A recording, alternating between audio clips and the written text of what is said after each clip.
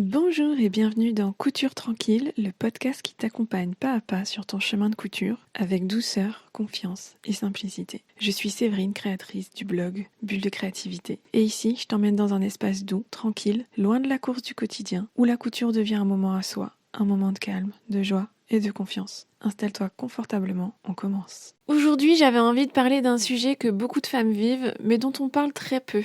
Créer quand on est fatigué. Je ne parle pas de la fatigue physique simple, je parle de la fatigue mentale, la fatigue intérieure, la fatigue émotionnelle. Et surtout, comment continuer à créer sans s'épuiser davantage. La réalité, c'est que beaucoup de femmes arrêtent de créer, non pas par manque d'envie, mais par épuisement. Pas parce qu'elles n'aiment plus la couture, mais parce qu'elles sont vides. La charge mentale, le travail, la maison, les enfants, la vie, tout ça prend de l'énergie et la création passe en dernier. Et sans s'en rendre compte, on tombe dans un piège. Quand on est fatigué, on pense souvent « j'attendrai d'avoir plus d'énergie pour créer ». Sauf que ce moment n'arrive jamais, parce que l'énergie ne revient pas toute seule, elle se régénère.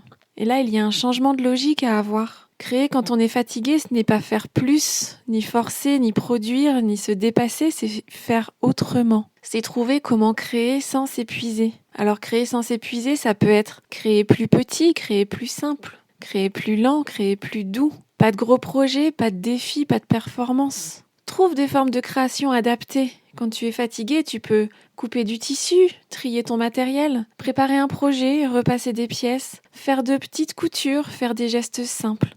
C'est créer sans pression, sans objectif, sans résultat attendu. En clair, créer, ce n'est pas toujours produire. Créer, c'est rester en lien avec toi, en lien avec ta créativité, même à petite dose, même doucement. Parfois, créer, ce n'est pas ce qui fatigue, c'est la manière dont on crée. Car créer dans la pression, ça nous épuise, alors que créer dans la douceur, ça nous régénère. Tu n'as pas besoin d'attendre d'aller mieux pour créer, tu peux créer pour aller mieux. Doucement, simplement, à ton rythme. Créer quand on est fatigué, ce n'est pas s'épuiser. C'est parfois se réparer, se redonner de l'élan en douceur.